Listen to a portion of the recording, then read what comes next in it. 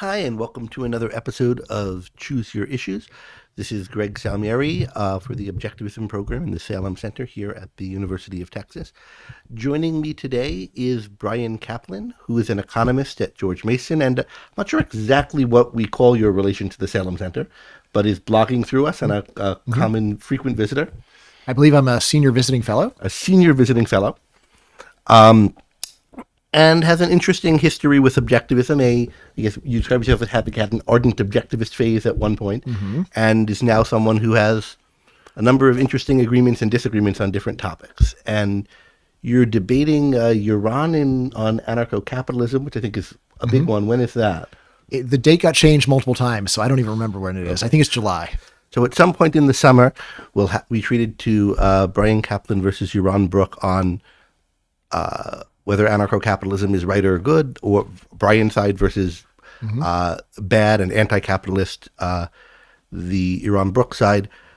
Today we titled it, Are We Selfish by Nature? And I think it's a kind of general catch-all for views of human nature and the extent to which the kind of behavior Rand extols as selfishness is maybe not inevitable. Everybody's selfish, which she certainly didn't think, and I don't think, but typical, more common, and in general, how we should understand descriptive biological, psychological theories or facts about human psychology as they relate to norms and philosophy. So I thought I'd just kind of throw it to you to try to push some buttons and see where things go. Right. So Ayn Rand, I've read a lot of her stuff, especially when I was young, read it many times. And she has this tabula rasa view of human nature. And she goes out of her way to say, look, selfishness is not what everybody is. Selfishness is something that has to be learned, possibly learned from me personally and my writings personally. There's almost no other path to selfishness other than really going and reading at least Aristotle, but probably probably she would think you have to read her to really understand selfishness. And yet, just as a social scientist and as someone that is into evolutionary psychology, this seems very wrong to me.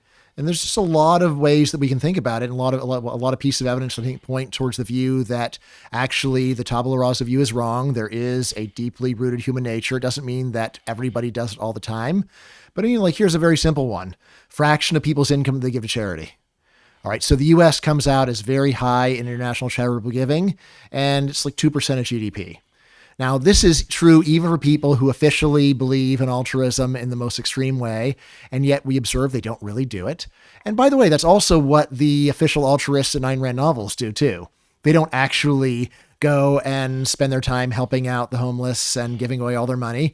Instead, there's a lot of cheap talk and lip service.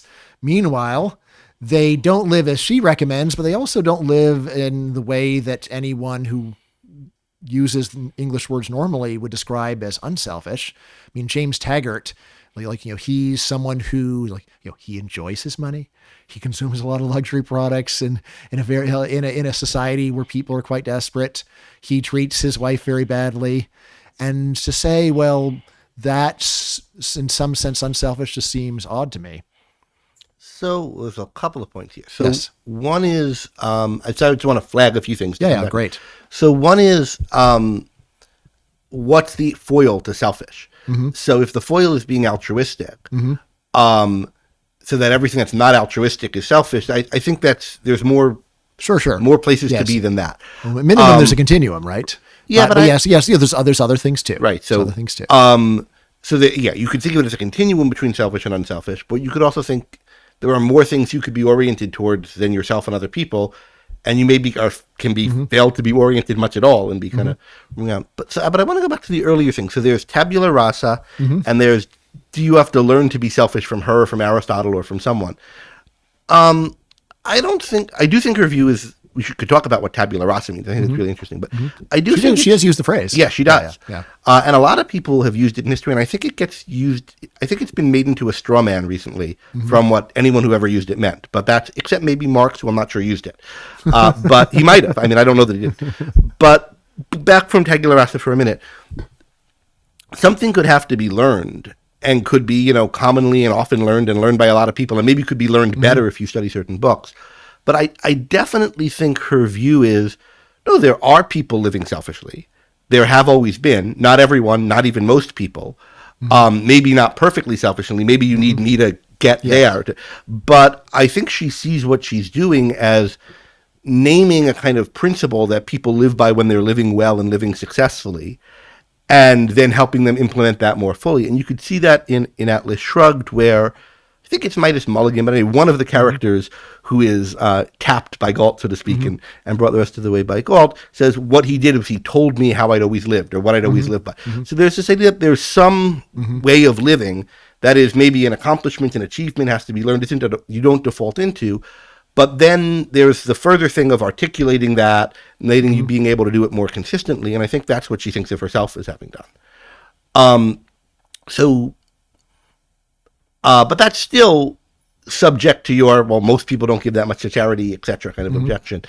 Right, as well as just the general Darwinian point of human beings are animals.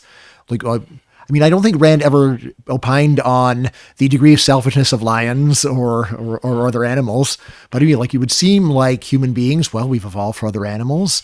Like there's a standard evolutionary story about why it generally pays an animal to be selfish. Of course, there's an important caveat for anything involving reproduction, where the evolutionary story is, in fact, we are evolved to be willing to make major sacrifices for reproduction. It isn't just about us, but at the same time, it's a matter of just giving away resources to strangers for free. Animals almost never do that. And guess what? Humans almost never do that. It's kind of an eerie similarity.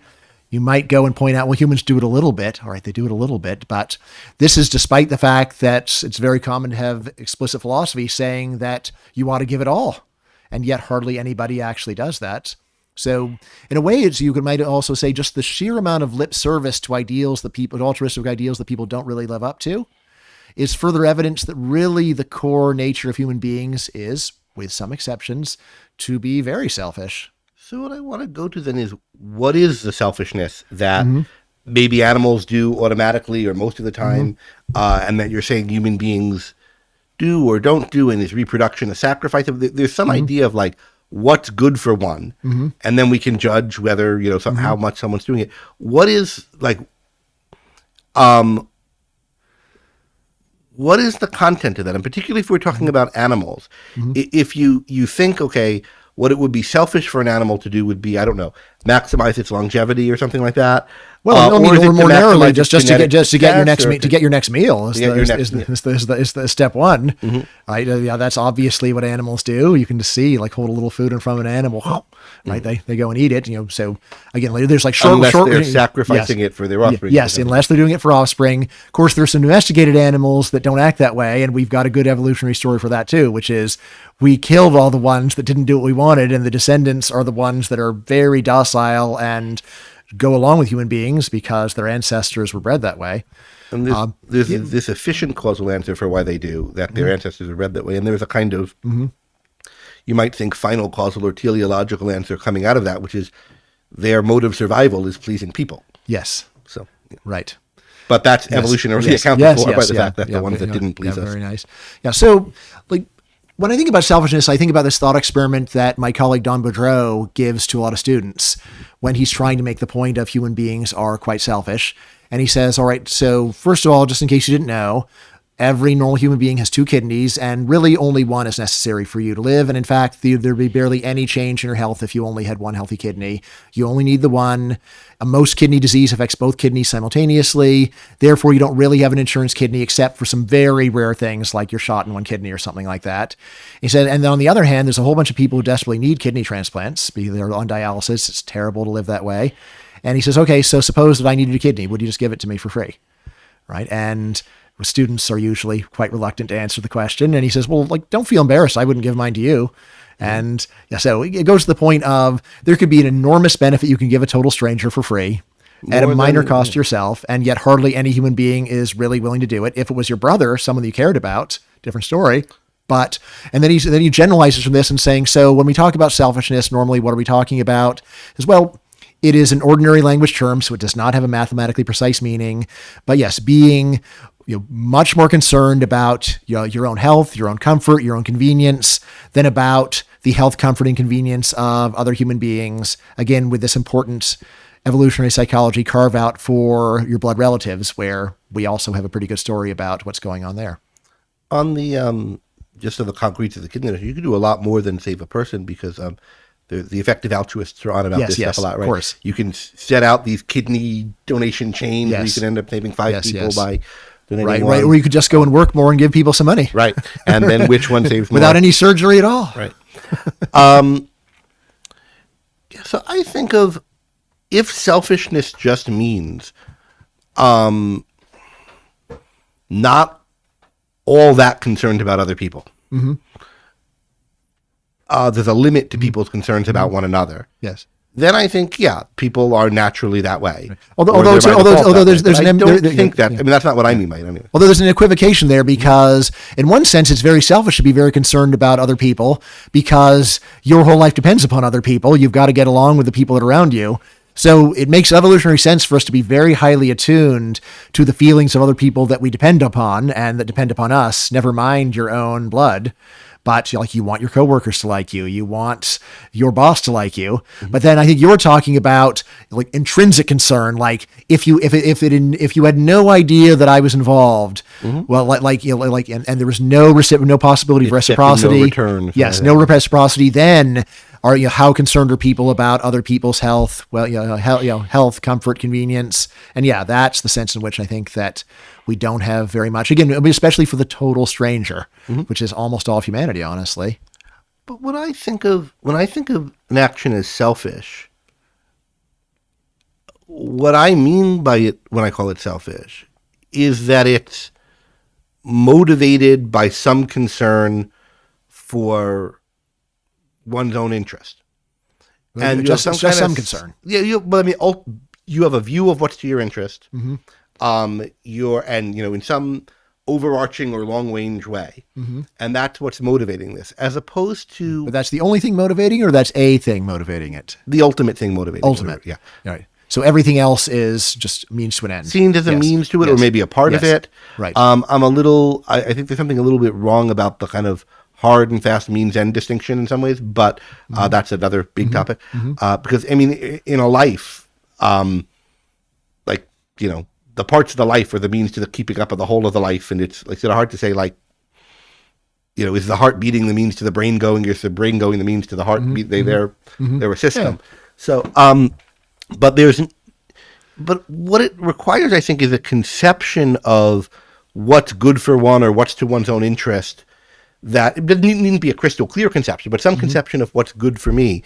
And like so much of what we do, I think, isn't thought out that much to begin with. Mm-hmm. It's everything that anyone does is motivated in some way, even if it's motivated just by the force of habit. And if someone has the view, which I know is not your view, mm-hmm. everyone's selfish, everything everyone does is selfish, that's kind of trivial. It just means it's motivated by something. But we want to know, mm-hmm. how do we break up mm-hmm. and sort the motives? Mm-hmm. And I think that everyone's selfish claim is a claim like a kind of motive you might think mm-hmm. exists doesn't exist. Mm-hmm. But that's... I mean, what you get me thinking about, so in Rand's novels, you'll actually often have the heroes expressing views that seem to be an extremely narrow version of self-interest. For example, like in Galt's Gulch, when they're paying each other quarters for minor services from their friends, and also sometimes the conversation's like, okay, I'm going to skin you on that price, right? And it's like, this is like your best friend in the world, and you're going to be interacting with it repeatedly. Why can't you just say it all rounds out in the end and not bother? Yeah. You might say that she's trying to go and poetically illustrate the joy of selfishness or something like that. But it, like the expression, it does make it seem like they really are thinking of this quarter. It might not seem like a big deal, but it's a quarter of my selfishness, and I'm not going to go and wave it just because you're my friend. And of course, I wouldn't expect you to go and do that. You know, I swear by my life and by my love of it that I will never ask another man to live for, what's it? I'll never live for the sake of another man. Never live for another sake of man, or ask another man to live for the sake of mine. Right. It does seem like it's not merely sort of like the... it seems awfully precise. It seems awfully counting to the penny. It's awfully like a nickel and dime version, which does fit with popular concepts of self-interest, where you think of, say, the selfish businessman as the one who's like, I want to get paid down to the penny. Yeah, and right? there's another element of that in Atlas, which is there's that press conference with Dagny and Reardon where he's saying things like, I'm hoping to skin the investors for the price of such and such, and then someone replies, but Mr. Reardon, if you're right, won't the investors be better off? And, oh, you noticed that, and so forth. So there's definitely in Atlas Shrugged some kind of playing with that rhetoric. And I think in that scene that I just gave, it's clearly playing with the rhetoric. But I think, too, in the why do they pay for trivial services in Galt's Gulch? And that's definitely not how Rand herself dealt with those kind of things in life. And it seems to me like a weird way to do it. Although I do seem to remember a number of incidents she had where someone did one little thing that she didn't like, and then she said, like, you were trying to go and make me sacrifice my interest to yours. And it's like, I think you're, I do not remember the specific cases, unfortunately. But like I do know there was like, my friend and co-editor of the companion I read, Alan Godhealth, with me, told some story where there was some objectivist group in Boston in the 60s, and he went up and, gave a talk there, and everyone was paying each other 2 cents for a soda or a cigarette or whatever. And the New York objectivists thought that was silly. We don't do things like that. Of which Alan was part of the New York group. But I think there is a kind of what's said in the Atlas scene in the Valley is that this is symbolic of what we've come to rest from, and the world outside is so this way that we are sort of counting pennies here, or counting quarters here, trading here, and not using the word give as kind of symbolic of this deeper truth that all relationships ought to be like this. But how does this get to what we're the question of, like, do you have a conception of your interest behind what you do? And I just think so much of human action,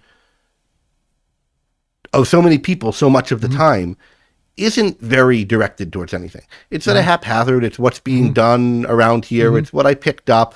Maybe it's good for me in the long run on some understanding of what's good for me. Maybe it's not, but I don't know, and I haven't thought much about it. That seems to me to be the default. And then that seems right, although also probably has a lot to do with we are in a very rich society where push does not come to shove, right? You sort of have to go and either learn, study periods where the life is precarious, or of course we have endless post-apocalyptic fiction now that you can watch, where you'll see like when you're in the scenario where it's either I eat or you eat. That's one where the reasonable prediction is if a person can see to it that they eat rather than the other person, they see to it that they eat. It's fairly rare that like if it's just like total stranger that you will say, well, let's go and split it, much less that you will actually say, here, like I count my life is nothing compared to yours. Let you have it. I mean, I'm not sure what people are doing in the down to the bone. It seems like an awful lot of societies are pretty poor for a long time, and a lot of the people in it stay pretty communal for a lot of that time. And well, there's also the issue of what if there's what economists call repeated play, where we're interacting repeatedly, and then you don't want to be known as the jerk, then you've got to be careful, right? So it is true that in poor societies, for example, it's very common that when you have someone at your table, you keep pushing them to eat, and they keep saying, "Oh no, I couldn't possibly," and basically, evolutionarily, this seems a lot like both are trying to protect their reputation, where the offerer is trying to say, I'm not stingy, I am generous with my guests, and the guest is saying, I would never abuse the generosity of another. That's, again, why you always want to go and look at the interaction between strangers.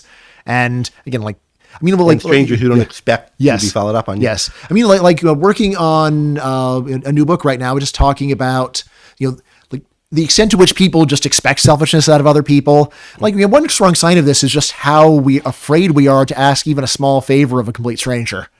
Because, he doesn't know me, so why would he do anything for me? And then, what kind of a person you have to be before you start expecting good things from talking to strangers? Like, a little kid asks for some help, maybe they'll get it. Or if you're extremely attractive, then maybe you'll get something out of a stranger. But normally, it's very reasonable to say, no, I'm going to ask someone that I know, someone I have repeated interaction with. Well, what kind of asks are you talking about? Like, people ask for directions all the time, or maybe don't. There's a lot of people who are reluctant to ask even for directions. This is one where I think you're right. They probably are being overly reticent. But just to ask a stranger for a quarter. To get a person to do that's partly it's the rejection, but it's like you just expect a very bad reaction when you ask for even a small amount of money from a stranger. Again, unless you have if you're a 5-year-old kid and you ask for some money, maybe you'll get it. I don't know. It seems to me there are a lot of, so I get asked for quarters or dollars all the time in certain places I go, right? Yes, And there is a certain profession of kind people. There's a person profession who of people, does it. but And they I are a think, like, tiny share of the population. If you came up Yes. to me and asked me for a quarter on the street and I didn't know you from Adam, but if I had a negative reaction, it might be because you're one of those. Yes. Who's out here on the street all day asking people for quarters. If you asked me for something that there wasn't a profession of people swindling it from people, Yes. I don't know that. You know, if a student came and just asked, "Can I borrow some money from you?" In big class, you don't. I'd definitely be like, I don't think so. But and there's a person you know a little bit, but Yeah, but there it feels like a role violation. Like I'm in this particular Yeah. relationship with this person. Possibly. It's but I think I mean what strikes me is not like I wouldn't give him the money as what's in the faculty handbook. Can I do it? Is this what's what is like the professional standards are going to demand there? But so I think so. I want to go back to the idea of like the idea of a natural selfishness, the kind that I don't think there is, would be some kind of like instinctive self-survival, something that directs our actions towards the kind of way of living that would help us live well and longer. And that's what I think the idea that we're tabula rasa, I mean, we're born without that kind of thing. But isn't that more of a question of enlightened self-interest versus unenlightened self-interest?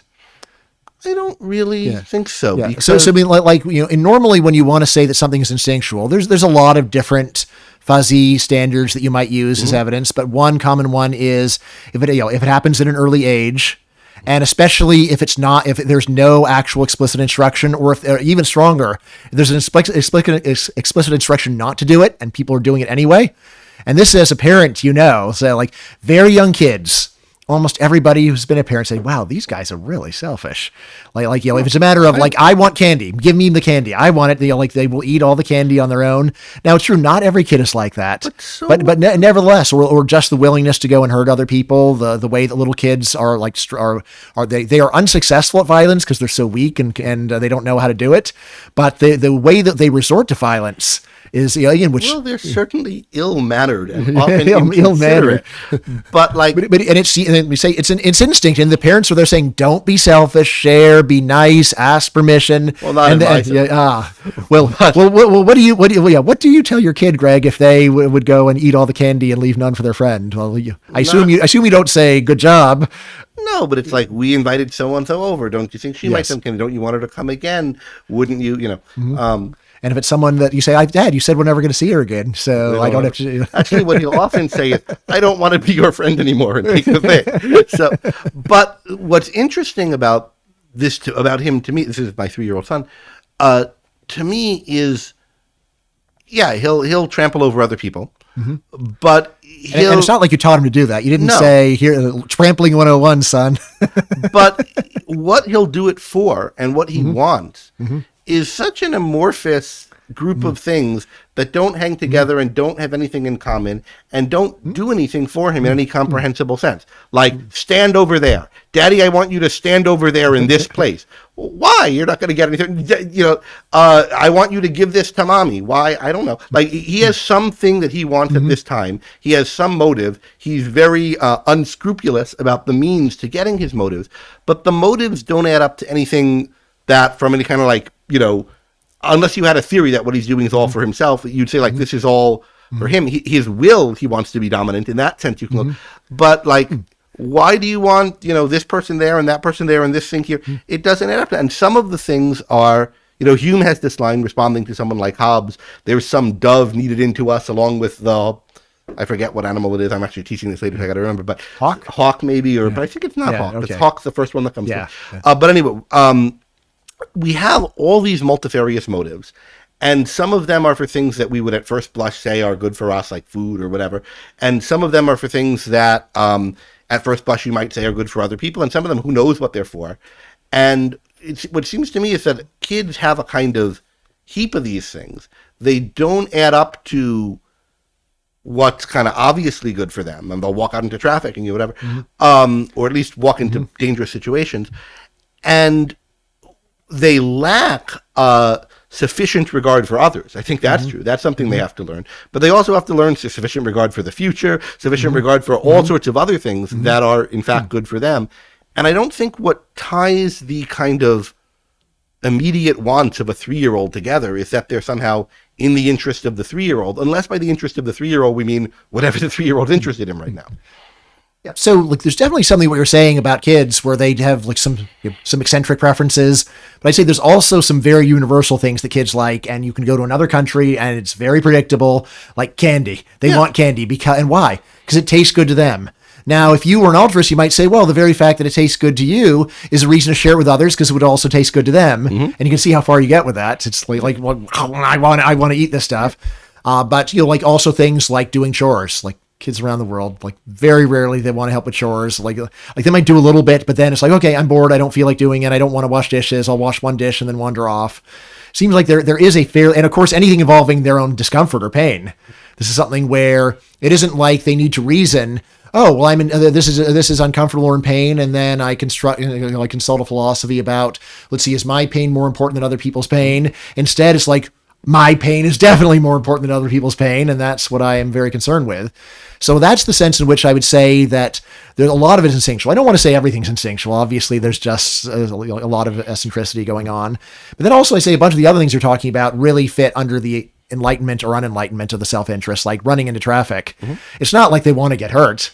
It's that they just don't, they don't understand what's going on, and they, so like, I mean, this is one where parents are going to like, if you understood what was going on, then you would listen to me. It's just that you don't, and like, you're too dumb at this age in order to figure it out. So I'm just not going to let you run into traffic. Why is it enlightenment or unenlightenment of self-interest, as opposed to just enlightenment or unenlightenment, period? I mean, if you think about, like, I have to insist on the chores thing, like having a 3-year-old, he doesn't want to do chores in a useful way, but sometimes it's very important to him that the dishwasher be emptied now, because that's the thing he's been taught to do. And it doesn't matter if the stuff in it is dirty, he wants to empty it. Like, it's, we learn suites of behaviors, we enjoy doing the behaviors. Some of them have to do with sensations that are innately pleasant, like sweetness and not, and but pain, like avoiding pain. And avoiding pain for sure. But like, what weighting we give Being these warm. things, which ones come to light ahead of others, how much of pain we're willing to endure to get something else, and so forth, and in what situations. All of those things are kind of haphazard at first. And what I think, I mean, wouldn't it be better to say that some of them are haphazard, but then there's a whole bunch that are very universal, very reliable? So intense pain in the moment overrides other things. Yes. For example, like parents all over the world, except perhaps in some Western countries, do corporal punishment. And it's like, well, look, whatever you're doing that I don't like, if you know that you're going to suffer some intense pain, physical pain, then that's likely to motivate you, and it's going to be more important to you than almost anything else you're thinking about. And yeah, that's not true 100% of the time. There are some kids with high pain tolerance or just defiant, but parents are not confused to think this kind of treatment will work on a very large percentage of kids.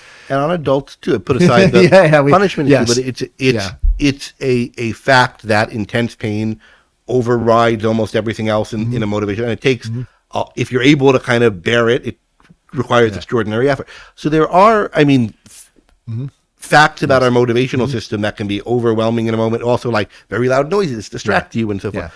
But when I think about a self-interest understood as something that's directing you, so that there's some content to the claim, he's doing this all for the sake of self-interest, rather than it just means whatever he does we call it self-interest, whatever we want to call it self-interest.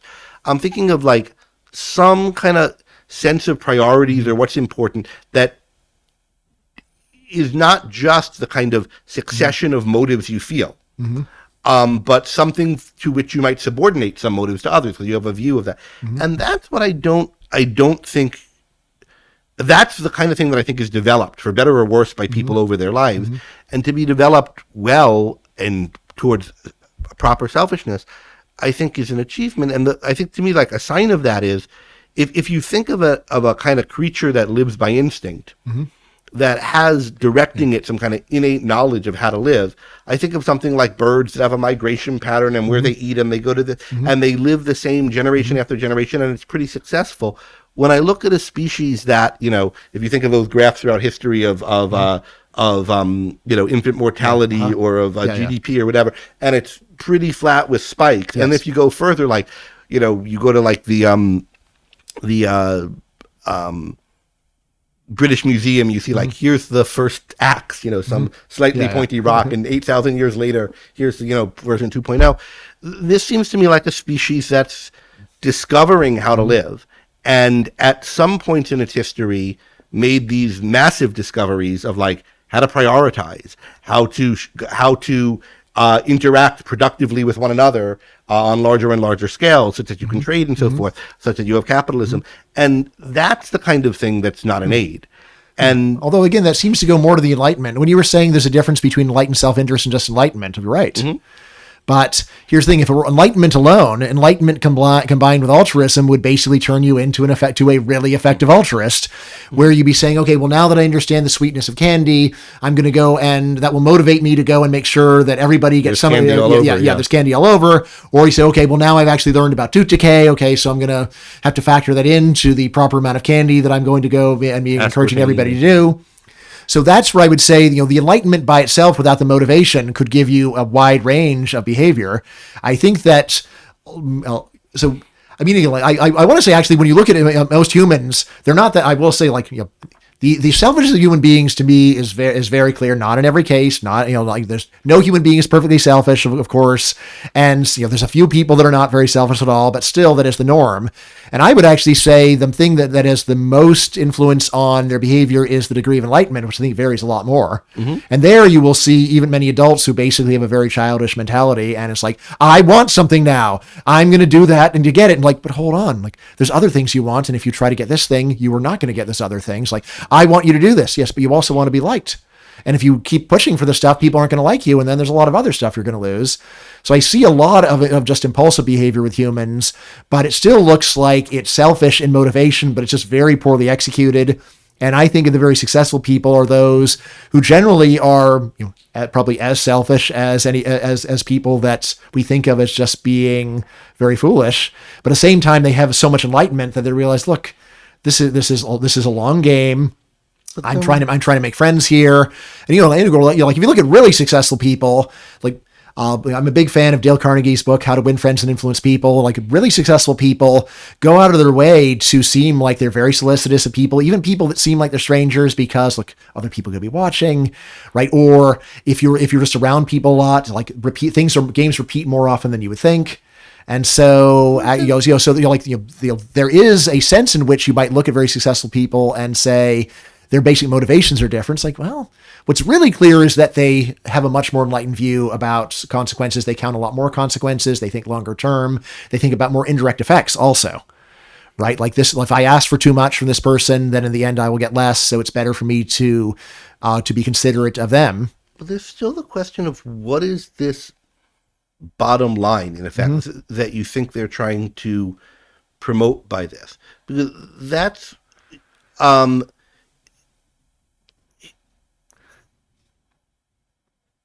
here's one view. You don't hold the view that everyone's identically motivated. Yeah, of course not. But you could imagine someone thinking everyone really wants the same thing. And then you have, Adolf Hitler, Mother Teresa, Ayn Rand, Stalin, Donald Trump, whoever, at Jeff Bezos. They're all trying to get this one thing, and they just have different views, more or less correct, more or less mistaken about how to get it. You're kind of relaxing that to it's not everyone. There are the weirdos on the outliner. Too strong. But most people have this thing thereafter. And then it's a matter of the strategy to get it, how enlightened they are. And this thing thereafter is what you're calling self-interest. But when you talk about it, it's like, well, you have other things you want too. You want this thing, but you should really relax your pursuit of that thing for the sake of this thing and balance them. And is there really some ordering or structure of the things they want that they all have? That's their selfishness, or most people have, and that's what they're pursuing. Or is rather what's happening, they have a lot of desires. Those desires could either be a disintegrated heap where you're pursuing one after another and it doesn't add up to something, or they're integrated in one way or another, more or less integrated, with more or less foresight about how they fit together into a system, and more or less abstract and more or less rational in different ways. That's what I see as how people are motivated. And I think the selfishness is the kind of presence of the fact that the thing fits together into a kind of coherent whole that satisfies the person's needs and desires and keeps itself going.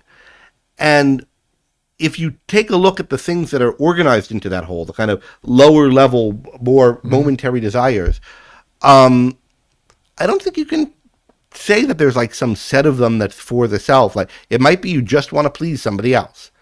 And your thinking about why you want to please someone else in the moment isn't mediated by some causal story you have. You like, you can come up with evolutionary reasons why it might be good for you to please them. You can come up with prudential reasons why it might be good for you to please them. You can come up with all kinds, but like that atom, that desire just considered on its own in the moment, it's just another one of the desires, just like the desire to eat the candy, I think. They're just, it's in the heap of motives you feel. You know, so there's something to what you're saying, Greg.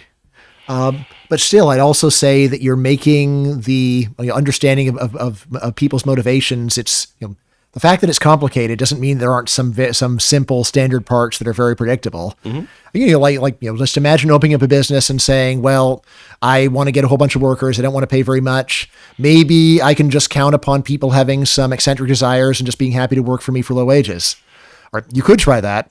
But it's almost impossible to run a business that way because very reliably, people actually want more money for themselves. All right. Now, there are some people who manage to be so charismatic that they are able to go and retain workers for less than they could get outside the market. Even there, though, it's the question of how much money are people willing to give up in order to go and have and work with someone that they really like. And if you think you can pay people half of what they can get elsewhere just on the force of your personality, there's a few people like that, but that really is quite rare. In the case of like pleasing another person, this is one also where I agree that if you were just were able to go and read the person's mind at the moment, I think you might not get much more than I really want this person to like me.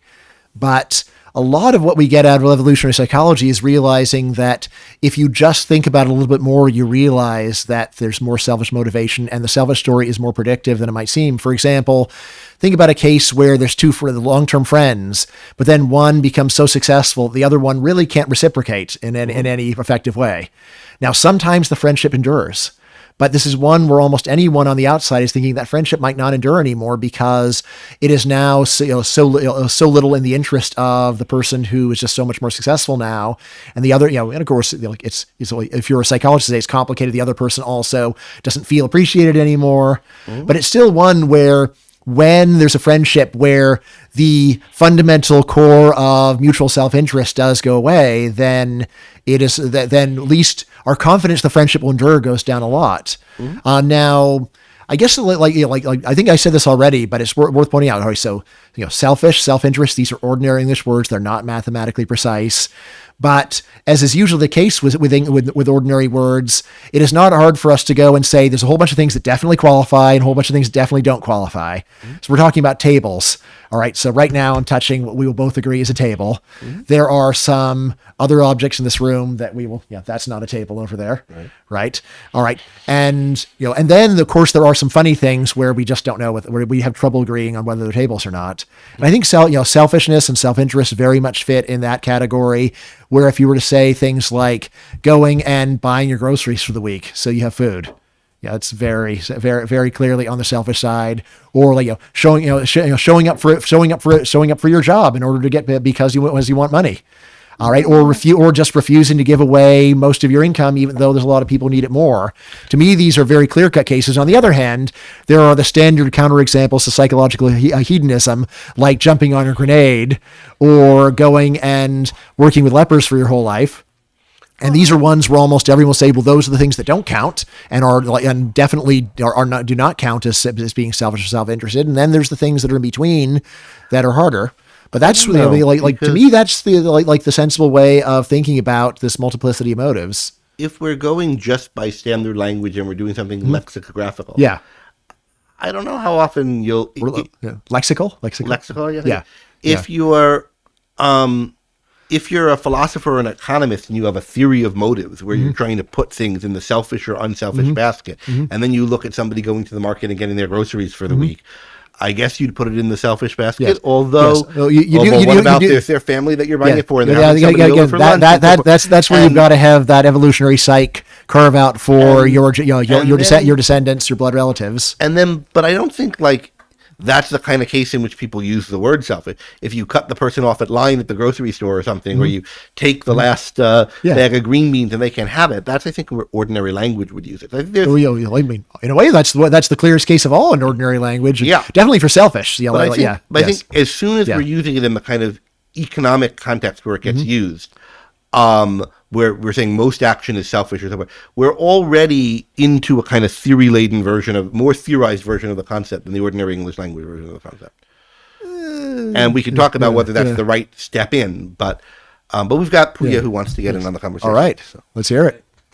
So I think Are you close enough to the mic, by the way? You might not be close. Okay.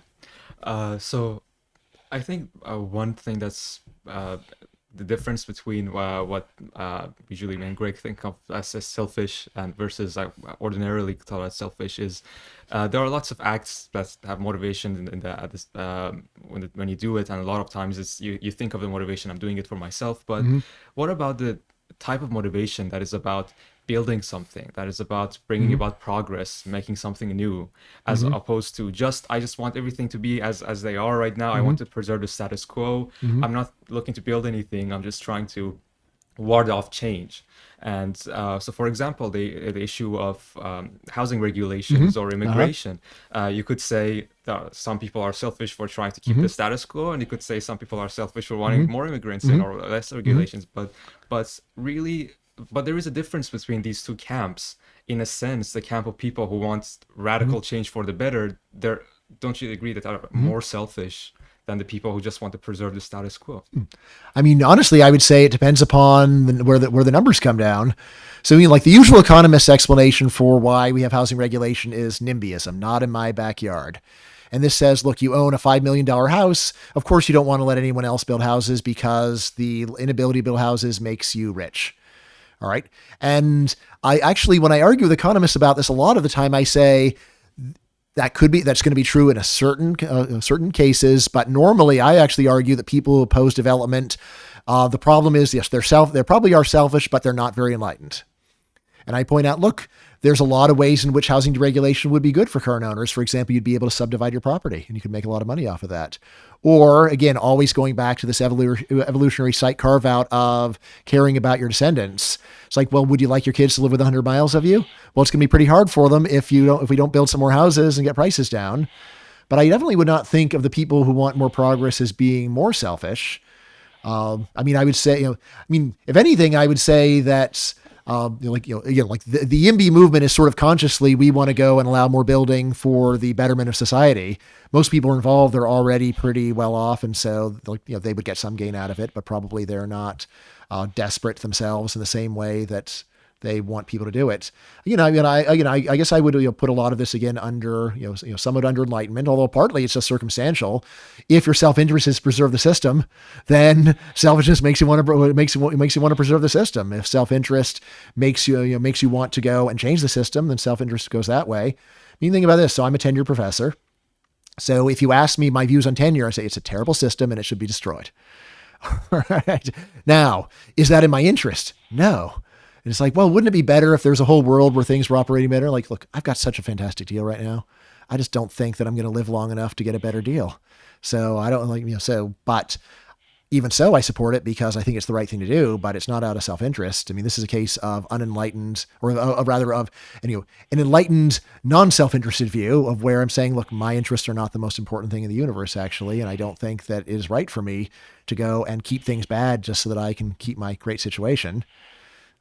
You also probably don't think it's too likely that things will change based on your saying that. Yes, that is a very fair point, which I have often, frankly, admitted.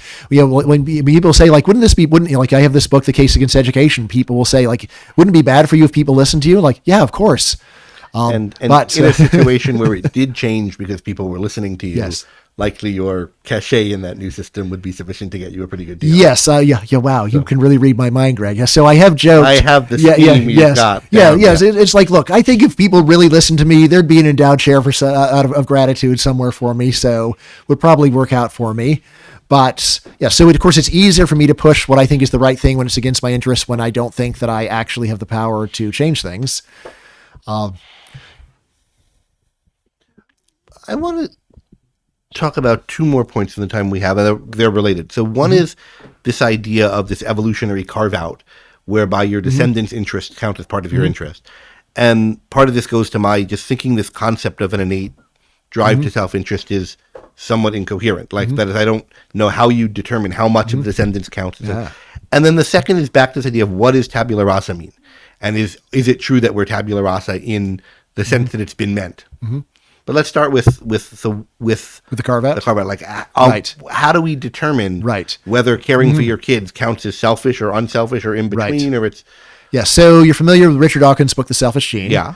All right, and it presented the this gene that's selfish, yes, not the person Yes, in the book, exactly. right. So it presented this idea of inclusive fitness, which often gives the very same prediction as just simple self-interest.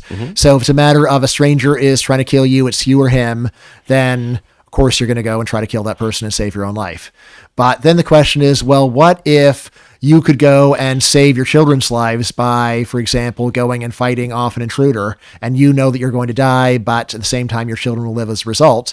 So Dawkins went and used standard evolutionary reasoning. He said, well, evolution is going to select for whatever thing maximizes the prevalence of the genes. And then we've got these basic rules. Your children share half your genes, grandchildren share a quarter of your genes, full siblings share half, and so on. And said, okay, so building off a work of a guy called Hamilton. Hamilton, there was a line saying, would you die for your brother? And he said, no, but I would die for 2 brothers or 8 cousins. All right, now, if you are thoughtful and observant, you realize, wait a second, there's a bunch of predictions of this model that are just wrong. We almost never see people voluntarily sacrificing themselves to save 8+ cousins. Right. And in fact, we see a lot of other things that don't fit very well, like people who have plenty of spare resources using birth control, that kind of thing. Now, some of the exceptions are actually, if you understand the model, not good counterexamples. For example, you might say parents and children both share half their genes. How come it's parents that sacrifice for kids, but not kids the other way around? And there is basically, you combine it with basic economic reasoning, like, well, the parents are of an evolutionary dead end. They're too old to go and make more descendants.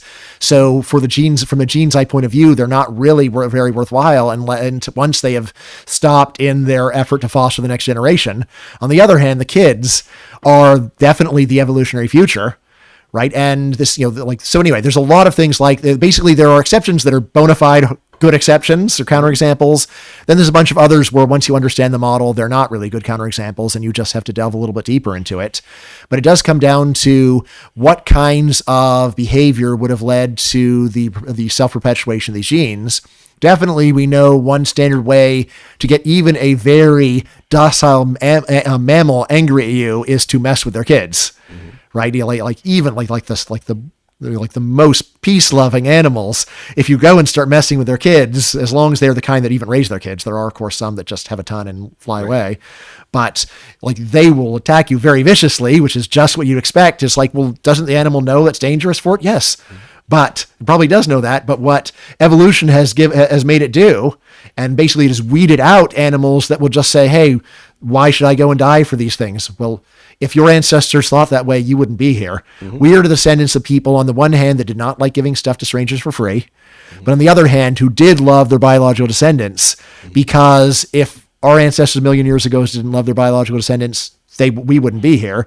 Because remember, we're born so helpless. If you didn't have some older person that was ready to go and do stuff for you without much hope of reciprocity, that's it for you. So, I mean, I often with my students, I say, just think of like the caveman. Like if there's a caveman who just gave all of his stuff away to strangers for free, what happened to him? He's dead. All right. But if there's a caveman who looked at his biological children and said, why should I help you? He doesn't die, but he has no descendants and we're not descended from him. So that is the basic logic here that I'm tapping into. It's not an ad hoc exception. It is rather an implication of the bigger story of the selfish gene, which at least purports to be a general theory of all animal motivation, really. But if that theory of animal motivation is right, you could just as easily cast it as a theory of why we're not selfish, or why we're selfish to a limited extent. Yes. Right? I think so. That's part of what I'm pushing on is the why call this thing selfishness, and I think there are limits to how explanatory that kind of thing is. Yeah, well, But it's got I some agree. It's got role. there's a Right. few bona fide hardcore problems where you've got to say our environment is so different from the one our ancestors evolved in. We're royally screwing up, and we are right now in a giant genetic die-off of people that don't want kids, for example. And also people, die to save their lovers who they don't want to get pregnant Yes, with and so yes. forth. And they're Yes, like, yeah. I think it's only very, very rough that who you're willing to risk your life for maps onto how genetically close they are. Like your kids, probably, maybe, but like, someone I kind of like versus my cousin, and I don't, you could say it's because I have common, they'll help me raise my kids or something, Yes. but those seem to me like just so stories. Right. I mean, again, like I agree that it's easy to push this stuff too far, and there are a number of examples that are just counterexamples that are so strong, and I don't think any reasonable person can deny them. Again, the really big one is why are modern people in first world countries not having massive numbers of kids, right? And it's like, well, there's no reason evolutionarily. I think the only story we've really got is that the modern environment is so unprecedented historically that any non-trivial number of human beings would just have so many spare resources and have so many distractions of things that you could be doing other than reproducing. But still, what I'd say is if we get the whole sample and then try to predict what you're doing based upon this theory, I think it's actually a very good fit because remember, the whole sample is all humans. All humans. So more of whom are alive now than ever yes. before, But here's the thing. Well, basically, out of the 8 billion humans alive, they're like 99.99999% you don't do anything for. Yeah. Right. And guess what? They don't do anything for you, and it does not in any it does not help your genes. All right. And on the other hand, then we have this tiny fringe of people that you do stuff for, and that is. So the family members, especially the family members that are not ever going to be helpful to you, that's really well predicted by genetic relatedness. And then there are friends, and that's one where, again, we do have a pretty good story about how they are allies and there's reciprocity. Now, the one about like the cousin that you've never met versus your friend you know all your life, but he's retired and he's poor, so he doesn't have much that he can do to help you. Again, I think that's a pretty good counterexample, and it's one where the theory is not perfect. We know the theory's not perfect because people are not having anywhere near the number of kids that they biologically are capable of supporting. Of course, historically, we know why people didn't have more kids, which is your kids would die if you had too many. You have very scarce resources. It's hard to keep them alive. But now it's like, you can have 20 kids. They won't die. And it's also why you had more than you might have. You need some spares. Yes. You need some. And evolution does that too. Yes. It's like, why do you want to have all these kids? I mean, there's the standard economist story, which is just demonstrably wrong, that people in farming societies, they had kids to get free labor. And it's like, that's a really dumb plan to get free labor. I'm going to create a totally helpless, useless person and then wait for 15 years, teach them all the skills, give them money for free, and then hope they hang around my farm and work for me for below market wage. Or I can just take some money right now and hire a perfectly able-bodied adult to help me on my farm. The second thing is way better in terms of agricultural economics and running a farm. But the first thing, on the other hand, is what Dawkins, Darwin a bit, but Dawkins would say, that's what's really going to be driving you is if you don't want kids, then your genes are out of the pool. So a general thought about evolutionary psychology, which I'm generally think of myself as a skeptic of, is, but then I want to go to the tabula rasa issue, is if what we mean by evolutionary psychology is evolution's responsible for the formation of our minds, and understanding evolution properly and how it relates to it is going to shed some light on that, then I think it's transparently true and clearly right. But the question is like the particular attempts to explain particular behaviors via evolutionary stories about them. There I think there's a lot of, do we know at what level things are selected for, at what level of abstraction, what kind of modules, more general capacities and preferences versus more narrow ones? What do we run the models on? How do we know exactly which of these things are heritable? It seems to me we're in like pre-science on most of those questions. And so it depends on how high your bar is, but even take something simple as the emotion of jealousy of your mate. All right. There's a really good evolutionary psychology story here. Like, it is really bad in evolutionary terms to get cuckolded, right? And And furthermore, it fits with the fact that a lot of people who theoretically, philosophically think they shouldn't be jealous and say there's no reason for me to jealous, blah, blah, blah, they still are. Now, it does not fit per your story. Like, well, why are you jealous once you know that your spouse already had a tubal ligation? So why are you jealous then? And it's like, okay, well, I just feel angry. But then you realize, well, yeah, we didn't have tubal ligations. Right, and the evolved mechanism isn't for that. So it's not like there's no bits of our emotional repertoire that we can come up with plausible stories for. What do you mean? Is there any major emotion that we have a name for where we don't have a pretty good evolutionary story for it?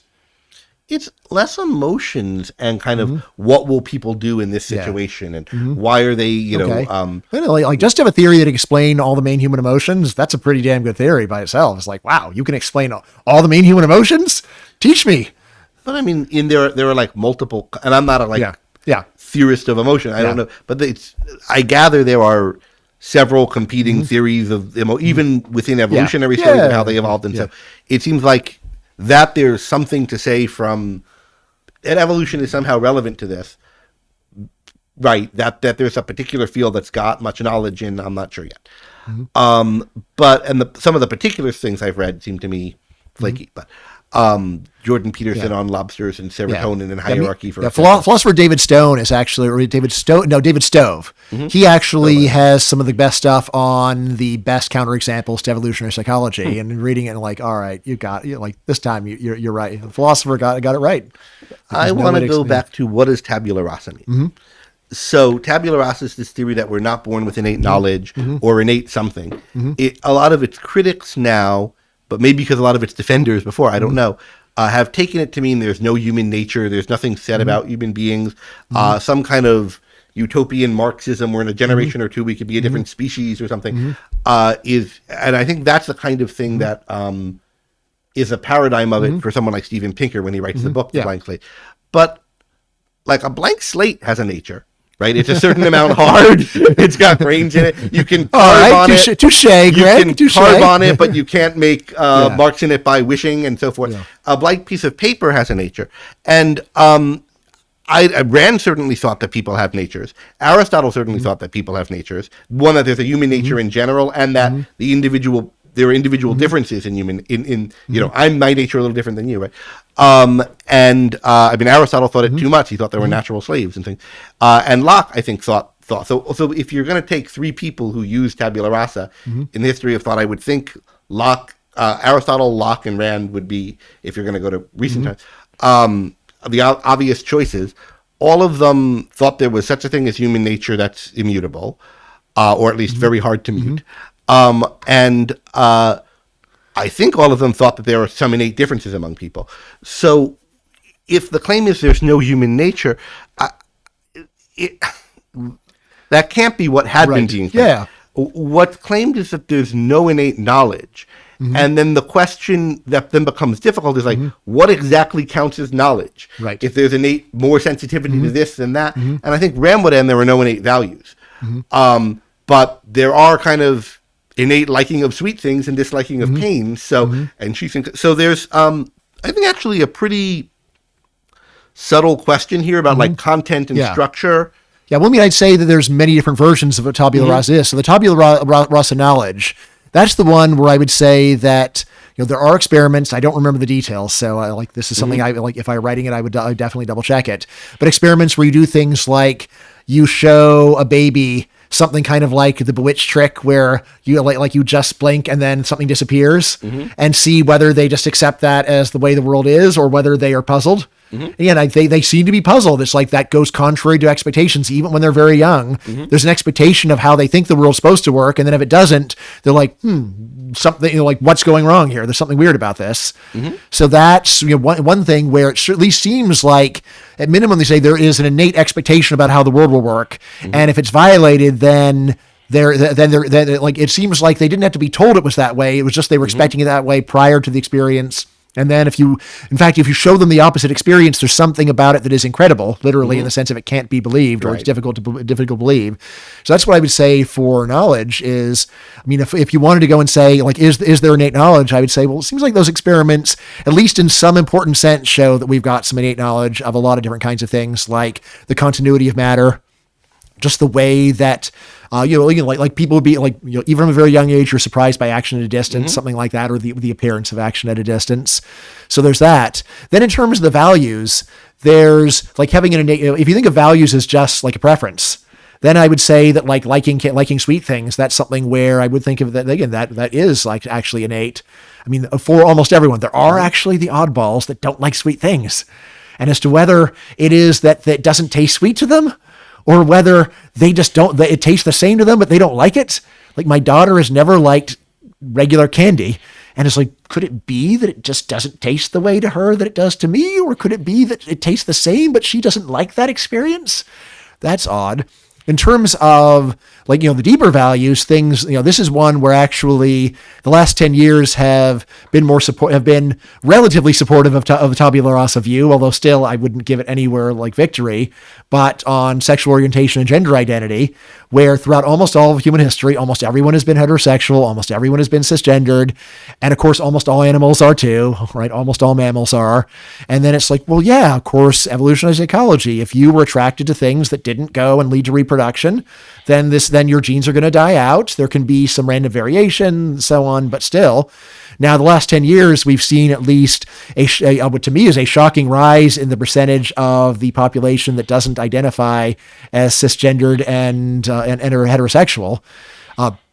Consistent with the standard Dawkins view is a large majority of the people who say they aren't have never actually done anything with the same sex, and it's just sort of a verbal lip service.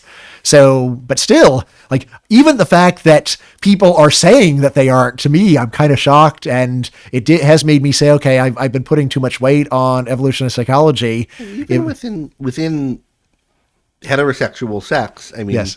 People have preferences for all kinds of things that aren't reproductively good, right? And but it's the kind of thing where if, say, there were two teenagers that don't worry, we're only doing the things that don't lead to pregnancy, parents are like, I don't know. I think if you start doing the things that don't lead to pregnancy, like it could easily lead to pregnancy. Actually, they're close enough to to scoring a goal in the genetic sense. Whereas it does seem quite a waste, though. I mean, I think of every sperm is sacred. If a sperm gets wasted, Darwin gets quite irate, or not Darwin, but Dawkins.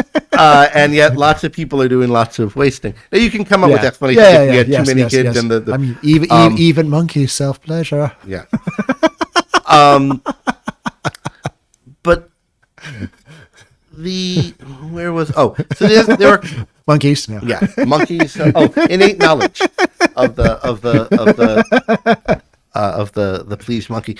And there's a lot of questions about, in addition to the kinds of things you gave, which I think are the better examples about expectation violation, there's also things like, we seem to be sensitive to things that look like faces and pick them out of patterns and so forth innately. And for each of these kinds of things, you can give an account of it where you're saying, okay, well, the fact that we are sensitive, we discriminate faces preferentially, is an innate knowledge of faces, or it's an innate concept of faces, or it's an innate concept of or like in some sense, it's like that. Or you can interpret it as no, it's like the fact that we're sensitive to some bits of the color spectrum and some not. Our perceptual apparatus is tuned to notice some things, but not others. But that's not the same thing as knowing that thing in an abstract sense.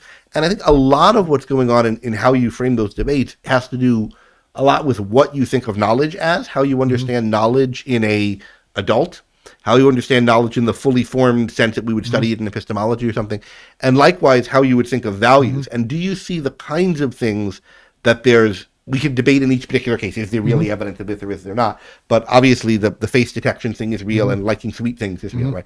Do you think of these kinds of things as essentially the same as full-blown knowledge, full-blown values, or do you think of them as precursors or building blocks to that? And I think a lot of what pushes you one way or the other has to do with where you are on other issues in epistemology. I mean, isn't the best way just to think about it, it's a continuum, and there is the level of the baby where like food, yum, and it's like, all right, he knows a little bit. he's not completely oblivious to his environment. And on the other hand, you have someone who knows about every Gettier problem for for justified true belief. And then everybody else is somewhere along that spectrum. I think that's where I would like, again, honestly, for almost every problem that people want to say, is it X or Y? I want to say there's probably a continuum and people are somewhere along the continuum. It may be that people are fairly bunched at one end of the continuum or the other end of the continuum. But aren't there, Yeah. there are often discontinuities along the continuum and causal reasons for them. So like, it's not the case that like lots of creatures go like this and get a little bit of lift, and some get a little bit more, and some get that, and then you get a hawk or something. You have like some that can soar and some that can't, and their whole way of life is, now it is true, you get some lift. You get chickens, there are some like that. And even I get someone would say like, can you fly or not? Right. Or can an animal fly or not? It's like, okay, there's a bunch that just can't do it at all. Right. And then, so then you could say there's a large area where it's literally at zero. Right. And then we start getting into the crummy flyers. Right. And then there are the real flyers. Yes. But at some point, it's such a different thing. It's not I get a little bit of lift versus like it's so different. And you have a whole way of life built around it, and now their whole way of feeding has to do with that they can fly. And likewise, there are, I think, cognitive discontinuities in some ways where, just like, goldfish or something, you could say, well, we just do more of what they do. But but we do it more in a way that makes such a difference. And then there's kind of more technical sides under that. Like, it's not, the bird's not doing just what I do. Its musculature is a little different and so forth. It's kind of analogous to, so there's a lot of questions about even continuities can lead to real discontinuities. And two, what are the mechanics of what's going on when somebody when you form a theory and then go test it with evidence versus when a dog sees a frisbee and projects where the frisbee is going to be in the next instant? Like, in some sense, it's the same thing. You're making a prediction and you're testing it. But one, it's way different. And two, the mechanics by which you do it might be so different than the mechanics in the dog, even if they have building blocks in common, as to think, he has a kind of ability the dog just doesn't, and it works differently than the dog's ability, even if in the broadest abstract sense, they're both predictions. Right. I mean, you think about a person who's just never had a philosophy class, no philosophical interest, and they're testifying in a court case, and so like, I saw that guy go and pull the gun and rob the bank. So one where you might bring in a philosopher and say, well, he doesn't really know that because in order to know that, he would have to have a general theory of concept formation and justification and so on. And like, my reaction is, all right, look, there's some sense in which the philosopher, he knows it in like a somewhat better way, perhaps.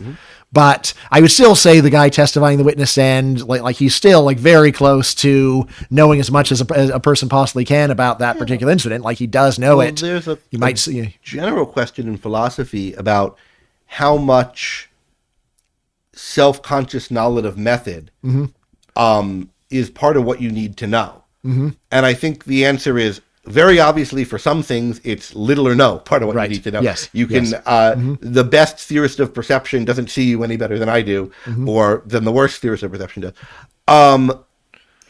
If what we're knowing is, something that you've determined by doing a bunch of statistical regressions and then curve fitting and so forth, it seems to me you've got to know a fair amount about how you do that to know the thing. And it seems like the story is different for different types of knowledge. I mean, here's what I would actually say, like a very good continuum to think about is just the difficulty of learning something.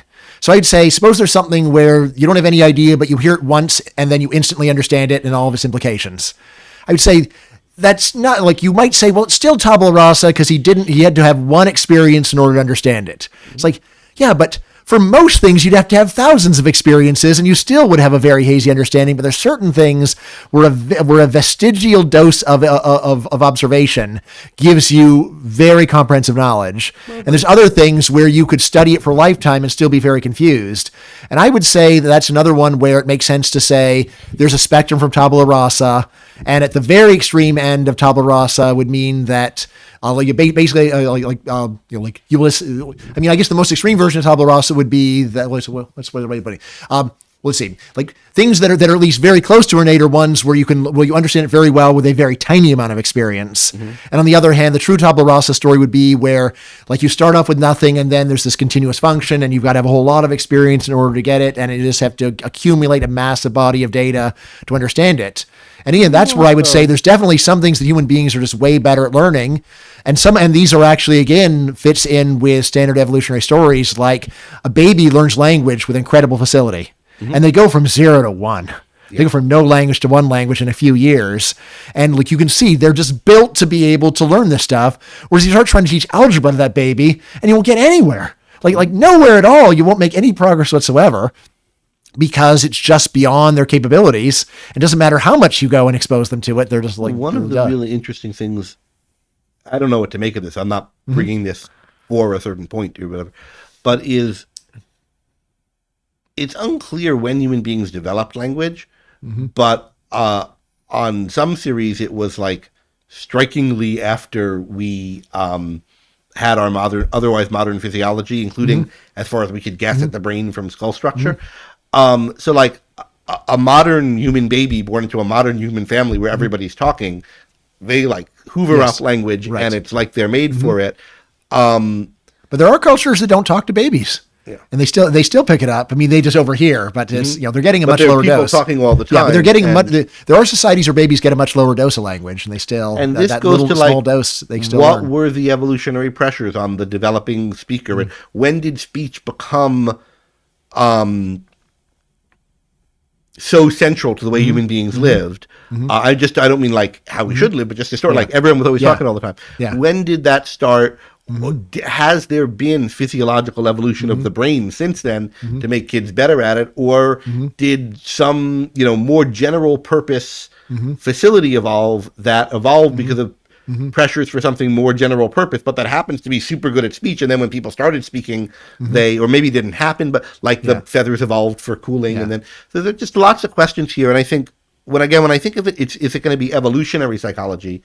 I think to think of it as real evolutionary psychology, it's got to be thinking about who our antecedents were, what their environment were, what the pressures were on them, and the more it's kind of mathematical models just from genes, the more it feels like just so stories. But this is a bit of a philosophy of scientific biology. And Michael wants to come in, so let's have talking with him be our last exchange for today. I would like to understand what your difference to Rand amounts to in action. So do you think that for children it's not important to emphasize egoism and selfishness? And would you think as a consequence that Rand's writings on this topic are not really important or useful, or are they just overrated? What I would say is I do think there's almost no need to preach to children to be selfish. I think they are that way already. I think it's much more important to teach them to be enlightened.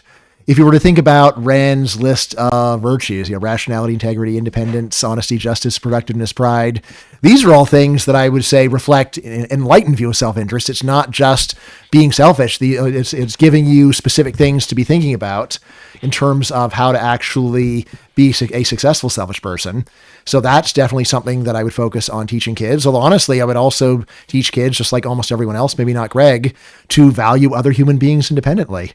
And while knowing it's tough, while knowing it's not that likely to succeed, but still saying, look, just because like this is good for you and it's beneficial to you, that is not a reason to go and punch that other kid and take his stuff. And partly you say like you're just going to get punched back and punished. But also like even if you get away with it, Plato's ring of Gyges, you should not go and punch smaller kids and take their stuff because you can get away with it because you enjoy the toy. So there's that. I do have a book on child rearing where I specifically say actually that the evidence of long run effects of parenting on kids' behavior is pretty low. I think there's actually good evidence for short run effects. Things like punishing kids that behave badly works. And parents who just say, oh, there, don't do that again. When the kids are doing bad stuff like that, it really is a prescription for just getting a lot of bad behavior. So that's where just, even consistent punishments, even if they're mild, are something that I think is important for certain kinds of kids. Even there, of course, kids vary in personality. So there's some kids that are just naturally nicer kids. And those kids, you don't need to tell them to not punch other kids and grab their stuff because they don't want to. But so if someone grows up and is conflicted, and for example, in my case, it really helped me to read about egoism and this whole conception of viewing your own values. Would you say that someone like this is an outlier, it's an anomaly, or? Well, let's see. Immediately, like if there's someone who said, like, my whole life, my whole family told me that I was worthless and that I would never amount to anything, and that I grew up in a religious cult where the only thing was going and serving the leader, right? Or I grew up in a communist country and they said like I was just like a a cog in the machine of the state. For someone who has actually grown up with that kind of stuff, then yeah, like teaching them egoism, I think that's great. Right? So, because they've actually been told like a bunch of terrible stuff. On the other hand, just for like a normal person living their life, that for them, I would say, I don't think they're likely to need a lecture about going and caring about their own self-interests. I think they're more likely to need a lecture on enlightenment. And again, especially impulse control is a lot of what I write about when I try to offer self-help. There's a lot of human impulses that we have, which I think, under certain circumstances, they are selfishly useful. But in a more complex social setting, they are extremely dangerous and you should not follow them. So like a lot of young males have a strong impulse just to beat up any other male that goes and disrespects them. And normally this just ends, if you follow these impulses, you will end up in jail or dead. So I say, like, don't do, those are bad impulses. Don't follow them. They might have been useful tens of thousands of years ago. They're not useful anymore. So for someone like that, I would say impulse control is very important. Think before you act. Think about the long run consequences of your actions. So in terms of like helping a person to live a better life, I would say impulse control is it's just a much bigger problem that many more people have, and it's one where regardless of how selfish or unselfish a person is, just saying like just because I have an immediate thing that I'm really want to do right now, it's not a good reason to do it. You've got to calm down and reflect on whether that is actually likely to be effective. But I also see quite a few people who are in adulthood, very selfish in many ways, on many choices of their life, but they still have a fundamental conflict in them. Even though basically everything they do is selfish, it just doesn't feel right for them. It just doesn't click for them that that's the right thing to do. Right. Of course, it might be that it's not right for them to do it. So like there's a guy's like, yeah, well, I got this woman pregnant, but I don't like kids, so screw them, and I don't feel like paying them my money, so tough luck for them. All right. You say, all right. Yeah, maybe you should feel conflict in this situation because you had a responsibility to some other people and you're just going to walk away and say, screw them. Right. Which again, of course, is a strong impulse that a lot of people have. So I'd say that, there are a lot of cases where people should be conflicted, and listen to the conflict and maybe you're actually doing a wrong thing here. So I wouldn't say that conflict is necessarily bad. On the other hand, it's the conflict of someone who says, I was raised to believe that my body was evil. And now I'm married, but I just think that it's wrong to go and have sex with my wife, and I do it, but I feel so dirty afterwards. Like if there's a person like that, that's where I say like who says it's dirty? Like, where did they come up with? Show me where's the book that this is written in? Who was the person who wrote this book? What do they know? Right. There again, I would say like some of it is just enlightenment of, who even wrote this book?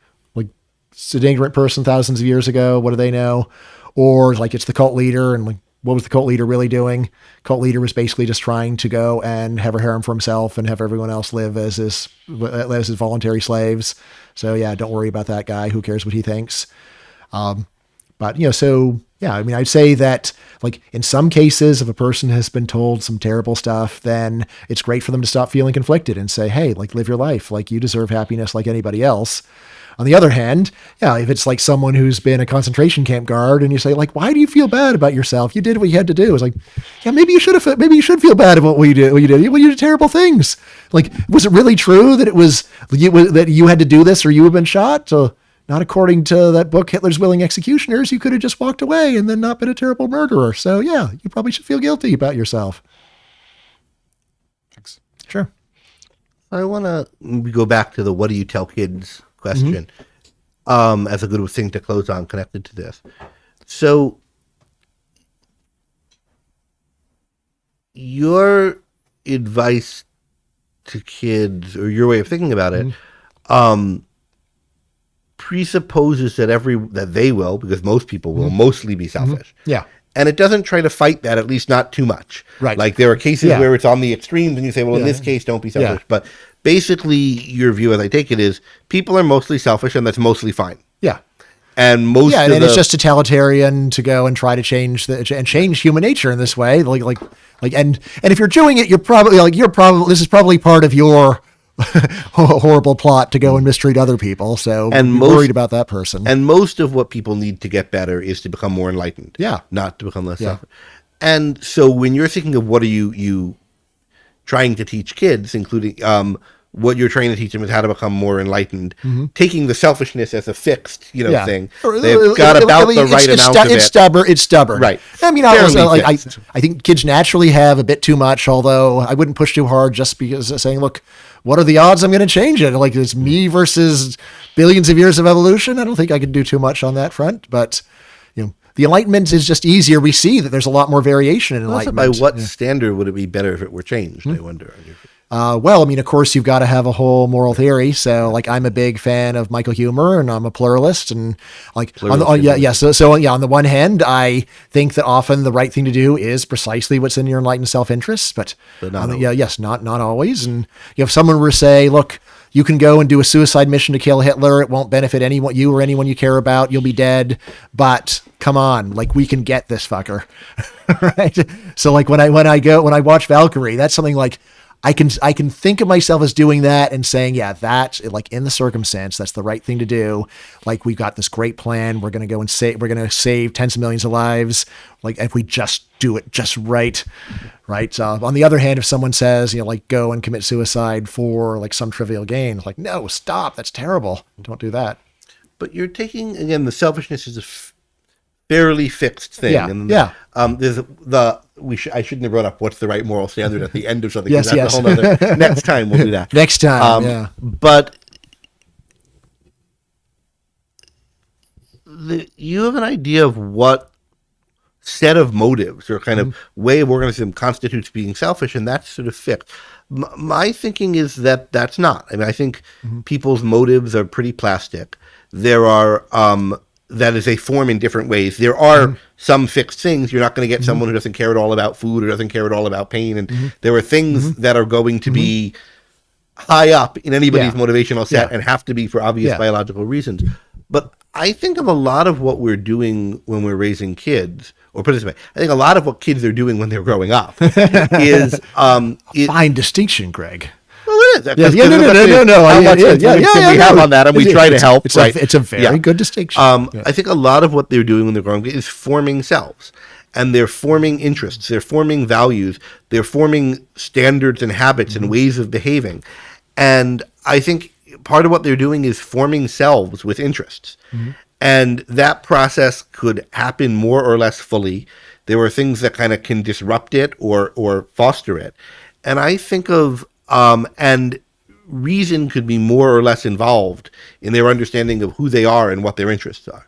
And I think of what I'm trying to do in raising a kid is help him do that and help him see the role of reason. And I see all the virtues as parts of that. And then when I think about how to teach them to treat other people, well, you say you should value them independently. I think independently of what? I don't think independently of yourself, but independently of any particular, like, not as a means to a piece of candy.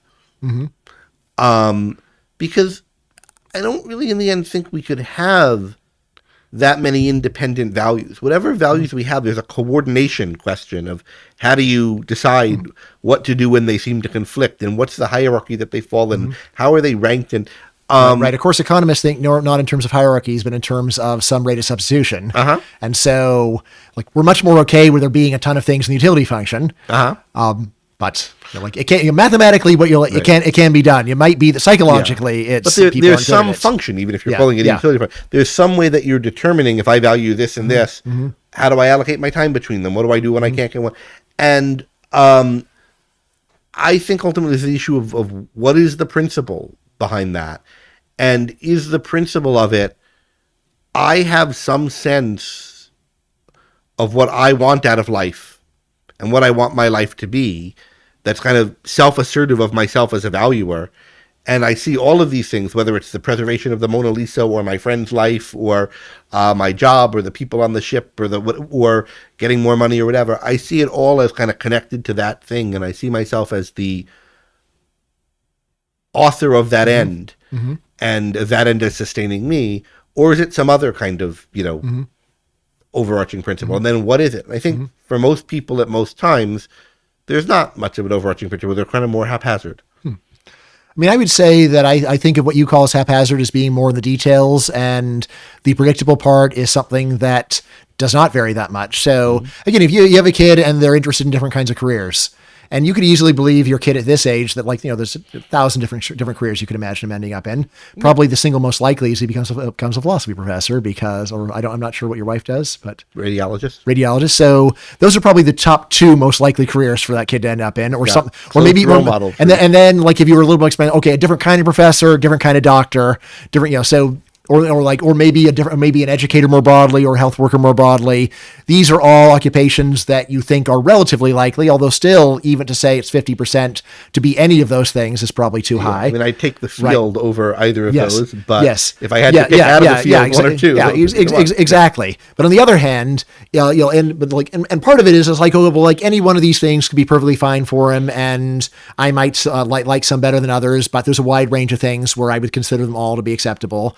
But on the other hand, if there were a kid, it turned out he didn't want to have a job of any kind, didn't want to make money, didn't want to support himself, right? These are ones where it's like, first of all, it is rare for a person to have those attitudes. So just in terms of predicting human behavior, if someone say, look at this baby, this kid is going to grow up to want nothing, to do nothing. Right? That's one where it's like, First of all, like, well, that's a very negative prediction. But second of all, it just seems like an unlikely prediction, because like almost everybody will find something or other that they are reasonably interested in doing it and are willing to pursue as some kind of a job or career to take care of themselves.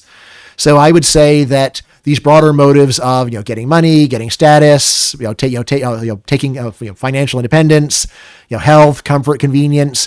These are the broad categories. And then I think the things that you think of haphazard, partly they are haphazard because you can go and satisfy those main deeper motives in so many different ways.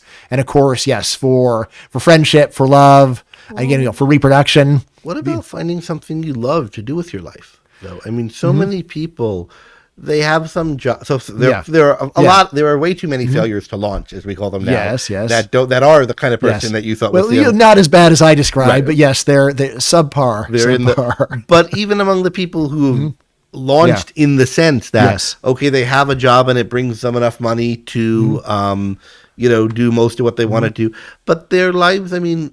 Yeah, but they're not happy with their job. They're not happy, and then maybe they're not even miserable with it. It's just like.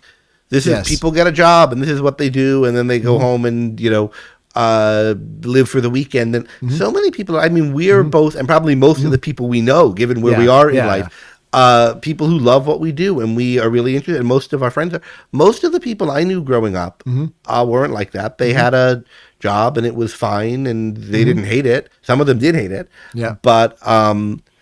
And they had some things they liked, but they didn't much fit together. And they had some people they liked, but they didn't have that much in common. And that seems to me a not good enough way to live.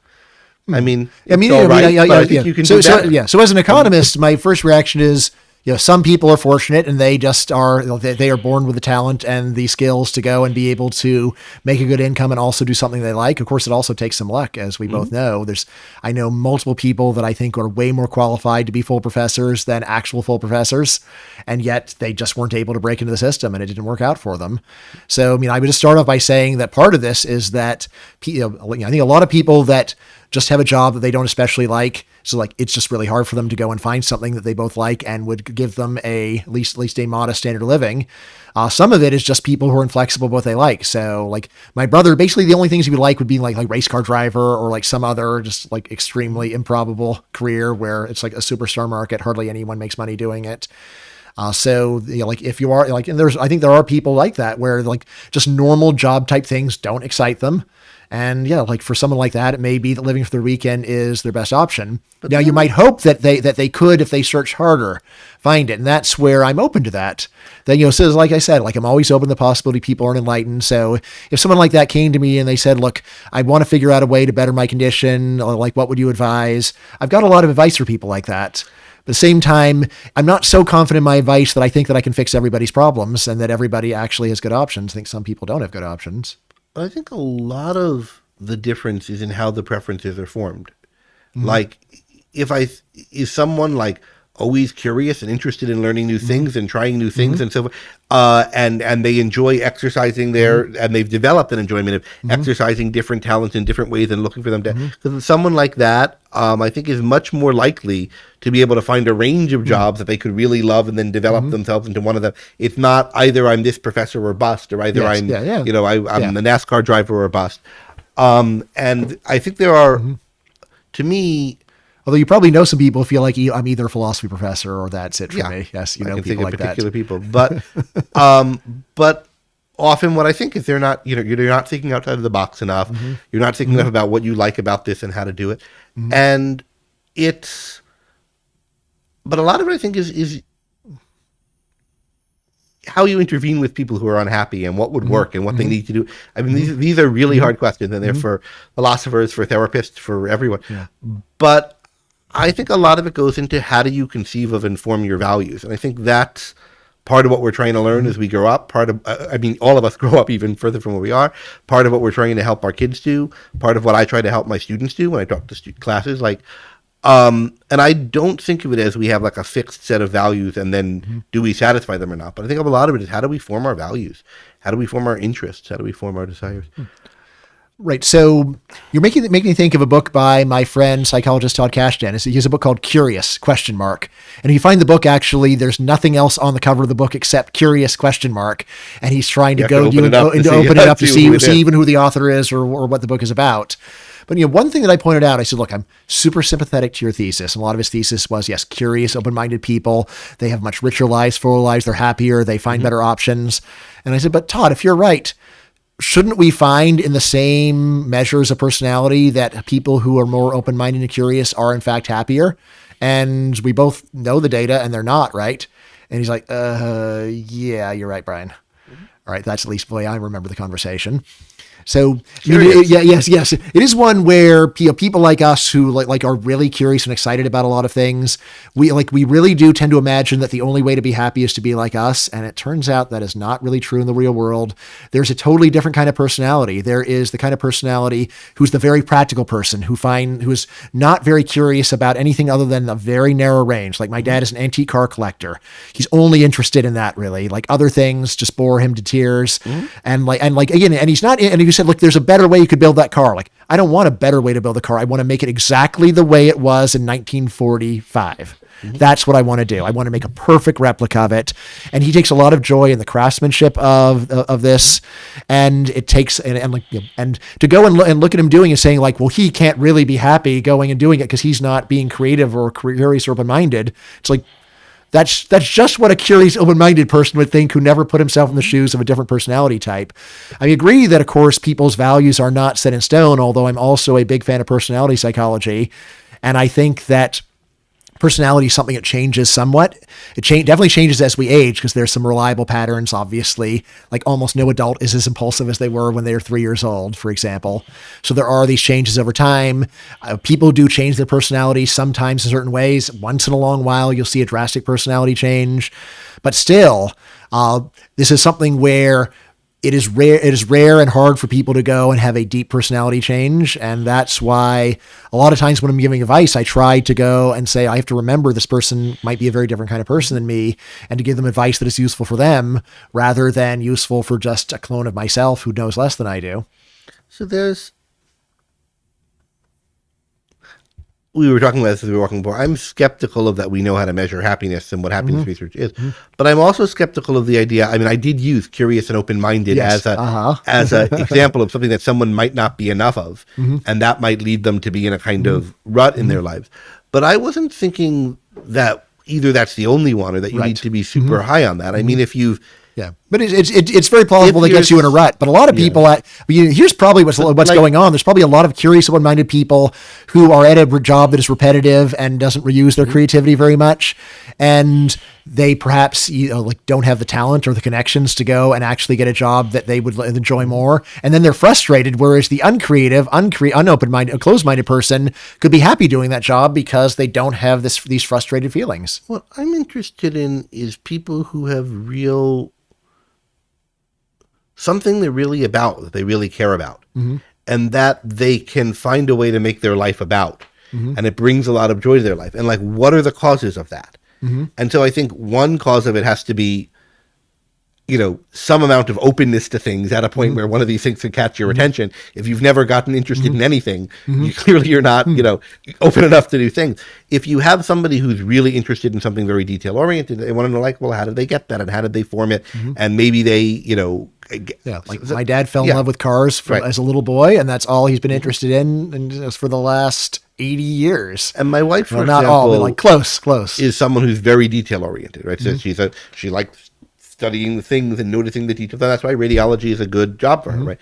And it's not like she doesn't learn new ways to do things and so forth, but her job's not primarily about coming up with new things. It's about perfecting a certain ability and using it, a little bit better today than yesterday, and just enjoying that competence and whatever.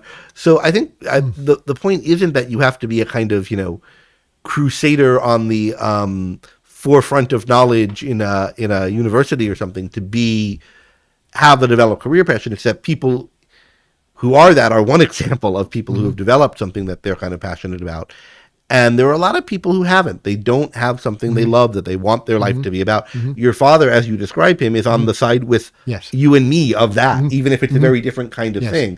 Yeah, and narrow and like very low curiosity. Like, what about other things? I mean, even when I ask him, like, what about cars from the '60s? I don't like. I'm the owner of my car, so it's got to be exactly the years, like the '30s and '40s. Outside of that range, so it's like, it's very specific. Like a real life example of a character I was talking about with a friend at a conference. We were talking about creativeness as a virtue in work, and his view was you always had to be, aiming at novelty. He's thinking, what about a guy who wants to make the perfect baguette? And he thinks the perfect baguette was how it was made in a certain year, and he's, trying to, and he's creative when he has to be to do that. Like, how can he find that kind of flour or whatever? Yeah. But he's not looking to improve on it.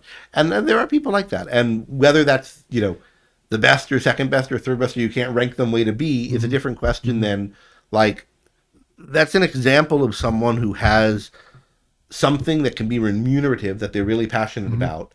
And if it's remunerative, I don't know if this is a hobby for your dad or a career. It's both, but like he was an electrical engineer was his main career, but he was always, for a long time he's made money on the side doing the hobby. And it's a career that's not totally unrelated to, both engineering. Kind of so like he's a success story, it sounds like, by my kind of lights overall.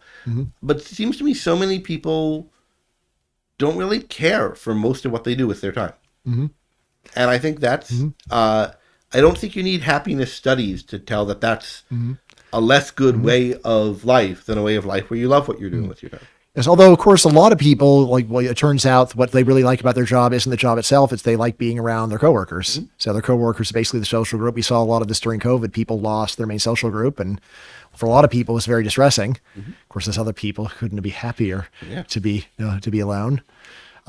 So I mean, again, just thinking about Rand, like you really get the feeling that what she was focused on was taking joy in the work itself.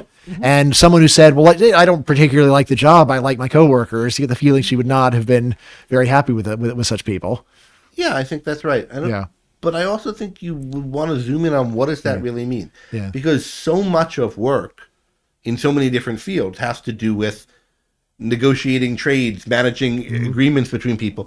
And it could be that what some people mean by that is something that Rand either would have or should have endorsed as really loving your work. And some of what they mean by it is, no, I would just like being around this person in whatever context, Yeah, I mean, of course, you think about all the jobs that are clearly not very fun, and it's just hard to imagine being a garbage man being really fun, right? You could say, well, you're very engaged in your work and you're always trying to do a better job, but still, you are picking up garbage. It smells bad.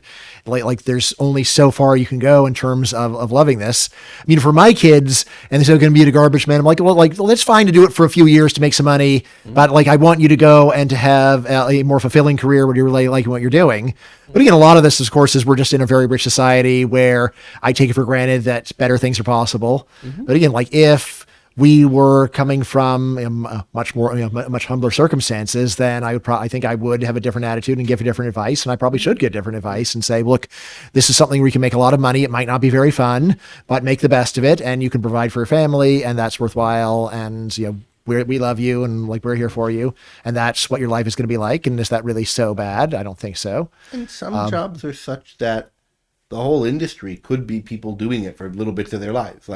It could be that Could be. garbage man is a Yeah. job people have Yes. in their late teens or whatever. Yes. And Yeah. Yeah, you can imagine that. And it might be a great Yeah. job for someone Yeah. in that Yeah. situation. Or, so a job that you do, but you only do it 30 hours a week. And then Yeah. the thing that you really, this real passion is coaching soccer or something Right. like that. Something so that doesn't, something you can't get paid to do it. Can't And I get think paid to do. the bigger issue is, are you able to make a life that's dominated by something that you're passionate about? Mm-hmm. And it works best if you can get paid for that thing. But Yeah. there are situations where you can't, and Yeah. you find something that's, Yeah.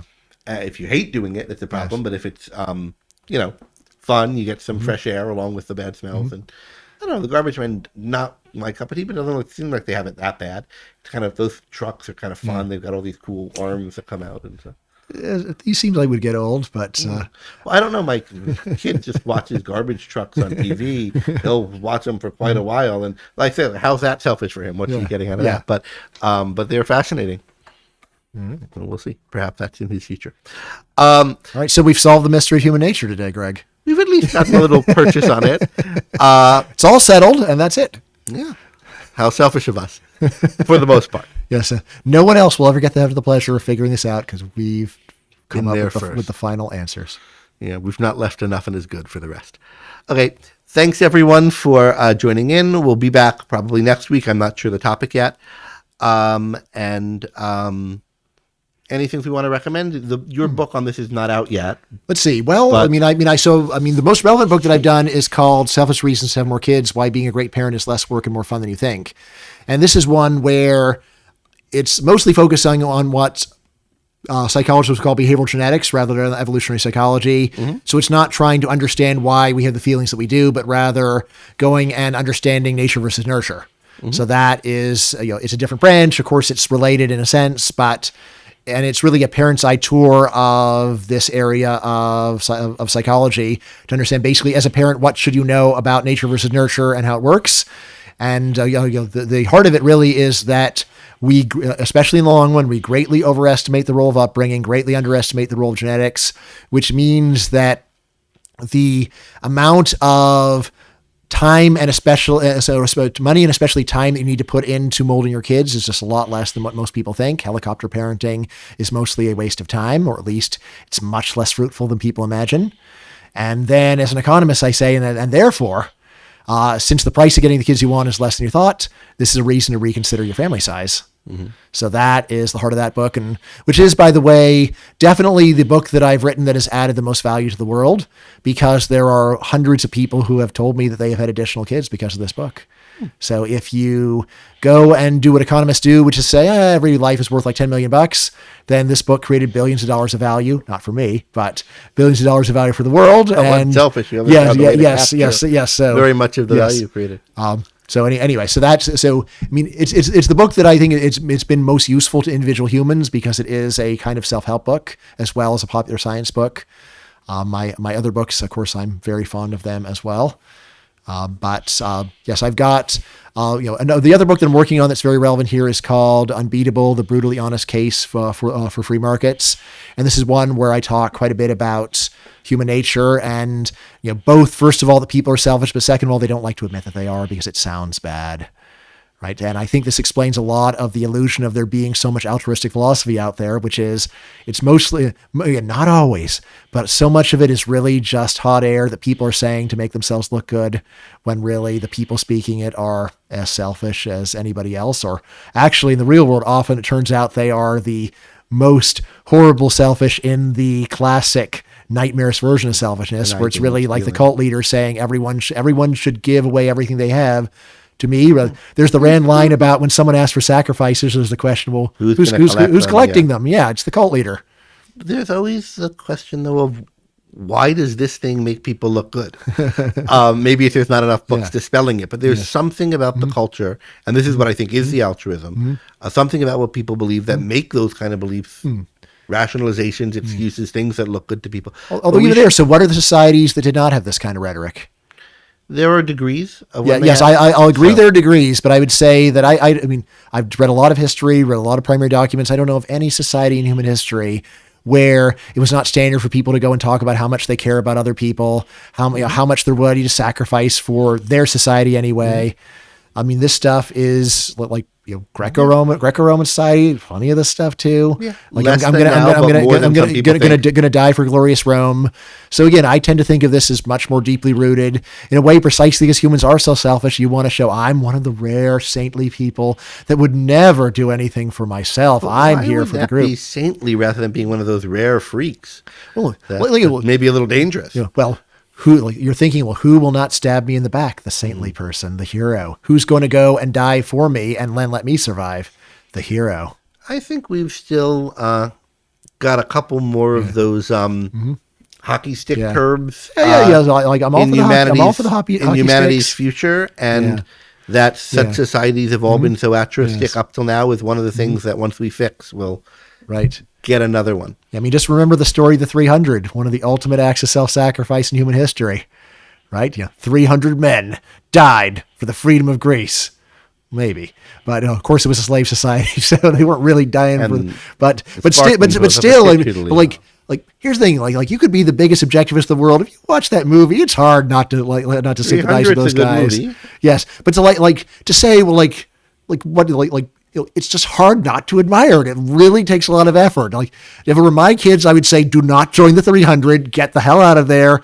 Our lives are much more important than the marginal difference between being ruled by Persia or being ruled by the Greeks. But I part of don't what care that movie much. does is tries to make a big deal of the difference, right? Yes. And there is a difference. And the more there isn't a difference, the more those people aren't admirable. And the more there is a difference, the more they are. I mean, if you're getting yourself killed for nothing, Yeah. I don't see what's Yeah. admirable about that. Yeah. All right. All right. Well, let's draw a line Sparta. here.